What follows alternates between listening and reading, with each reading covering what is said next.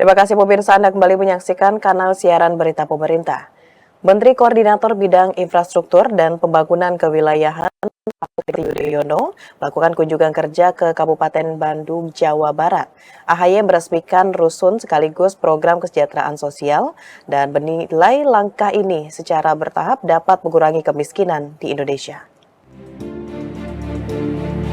Menteri Koordinator Bidang Infrastruktur dan Pembangunan Kewilayahan Agus Harimurti Yudhoyono meresmikan Rumah Susun dan Program Pemerlu Kesejahteraan Sosial atau PPKS di Ranca Ekek, Kabupaten Bandung pada Rabu 18 Desember 2024.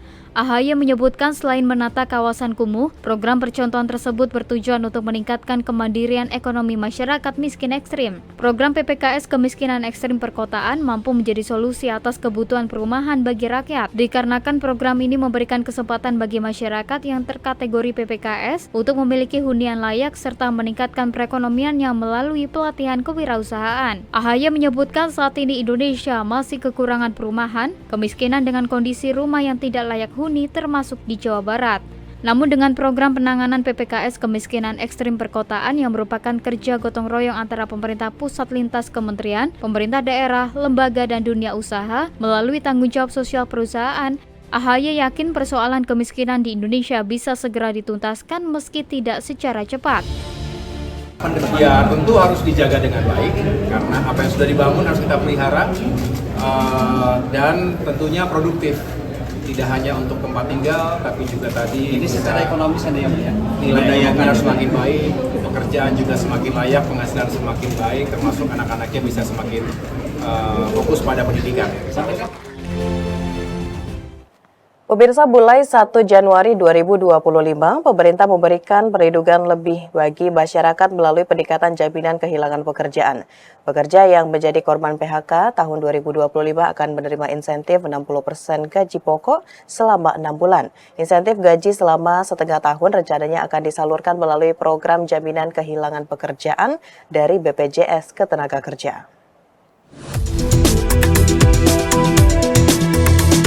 Melindungi masyarakat yang terdampak pemutusan hubungan kerja, pemerintah berkomitmen memberikan perlindungan dan dukungan melalui Undang-Undang Cipta Kerja. Menteri Ketenagakerjaan Yasir Ly mengatakan pemerintah meningkatkan besaran jaminan kehilangan pekerjaan menjadi 60% dari gaji korban PHK selama 6 bulan.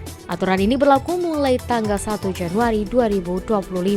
Besaran JKP atau jaminan kehilangan pekerjaan saat ini adalah 45% dari gaji pekerjaan sebelumnya selama 3 bulan pertama dan 20% dari gaji pada 3 bulan berikutnya. Penambahan besaran JKP akan tertuang dalam revisi Peraturan Pemerintah Nomor 37 Tahun 2021 tentang penyelenggaraan program jaminan kehilangan pekerjaan. Selain JKP, Yasir Ly juga akan memberikan manfaat pelatihan senilai 2,4 juta rupiah, kemudian akses informasi pasar kerja dan akses program prakerja. Dengan ini, kita mengharapkan para pekerja bisa meningkatkan peluangnya untuk bekerja kembali dengan memanfaatkan klaim manfaat JKP. Selain itu juga untuk mempertahankan daya beli pekerja saat ter-PHK. Yasir Ly menambahkan tak hanya pekerja yang di-PHK, sejumlah insentif juga disiapkan untuk industri padat karya, seperti pembebasan pajak penghasilan bagi buruh dengan gaji di bawah 10 juta rupiah, dan subsidi 50% iuran jaminan kecelakaan kerja untuk 3,76 juta pekerja. Kami ingin pastikan bahwa pemberian relaksasi atau diskon ini tidak akan mempengaruhi pemberian manfaat oleh BPJS Ketenagakerjaan kepada pekerja. Pemirsa, demi mengantisipasi penyebaran virus penyakit dan meningkatkan layanan fasilitas kesehatan bagi penumpang pesawat terbang, Bandara Internasional Sultan Hasanuddin menyiagakan kantor kesehatan pelabuhan KKP kelas 1 Makassar di dalam area bandara. Pengawasan kesehatan ini tidak hanya dilakukan bagi penumpang domestik, namun juga bagi penumpang penerbangan internasional.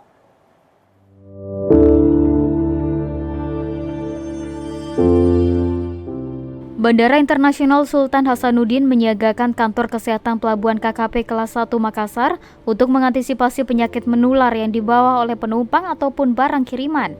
Selain pemeriksaan juga dilakukan peningkatan layanan fasilitas kesehatan bagi penumpang. Kepala Otoritas Bandar Udara Wilayah 5 Makassar, Asri Santosa, pada 18 Desember 2024 menyebutkan saat ini terdapat berbagai virus berbahaya seperti penyakit demam babi Afrika hingga demam berdarah. Oleh karena itu diperlukan pengamanan yang sangat ketat terlebih memasuki lonjakan penumpang pada Natal dan Tahun Baru. Selain itu, langkah ini juga dilakukan untuk mendukung program Bandara Sehat. Kebijakan pengawasan kesehatan ini tidak hanya dilakukan bagi penumpang domestik saja, namun juga bagi penumpang penerbangan internasional. Beberapa penyakit yaitu seperti pes, kemudian ada ASF, kayak swine, itu daging babi itu, ya kan? Kemudian ada penyakit demam berdarah. Gitu. Jadi ini teman-teman KKP sudah memasang perangkat-perangkat yang memang diperlukan untuk bandara sehat.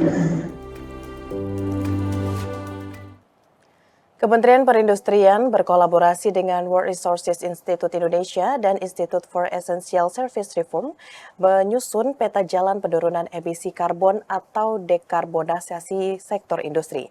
Hal ini disampaikan Faisal Riza selaku Wakil Menteri Perindustrian dalam acara Kick-Off the Second Annual Indonesia Green Industry Summit 2025 di Jakarta.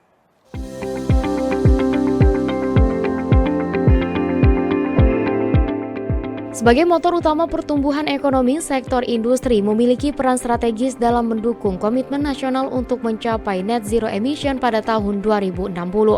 Dalam mewujudkan target tersebut, Kementerian Perindustrian merintis berbagai upaya, seperti menyusun peta jalan dekarbonisasi untuk subsektor industri prioritas.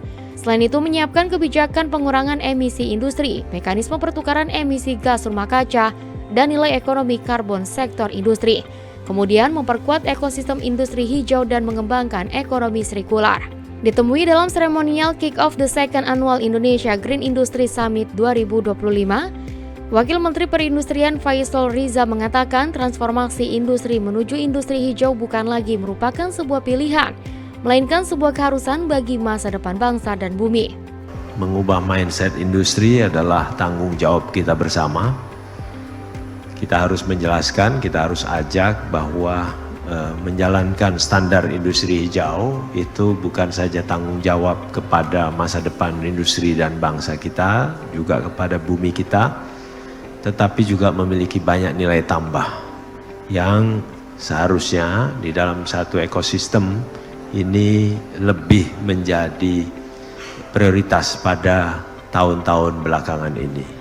Sebagaimana diketahui, penyelenggaraan Annual Indonesia Green Industry Summit 2025 pertama kalinya dilaksanakan pada September 2024 lalu.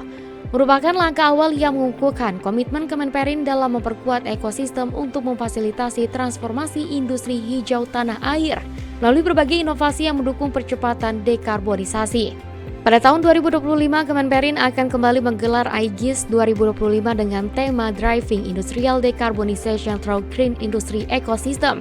Kick-Off IGIS 2025 menjadi titik awal dari rangkaian summit tersebut, sekaligus membuka ruang untuk kolaborasi strategis antara pemerintah, industri, mitra strategis, hingga organisasi internasional dalam memperkuat komitmen Kemenperin terkait dekarbonisasi industri nasional. Acara utama IGIS 2025 sendiri akan dilaksanakan pada tanggal 20 hingga 22 Agustus 2025 dan ditargetkan bisa meneruskan kesuksesan penyelenggaraan IGIS 2024 yang berhasil menghimpun lebih dari 1.000 peserta dari berbagai latar belakang, mulai dari perwakilan kementerian lembaga, pemerintah daerah, mitra pembangunan, organisasi internasional, industri, hingga pakar dan akademisi secara daring maupun luring. Pemirsa, usai jeda pariwara, kami akan kembali dengan informasi lainnya. Tetaplah bersama kami.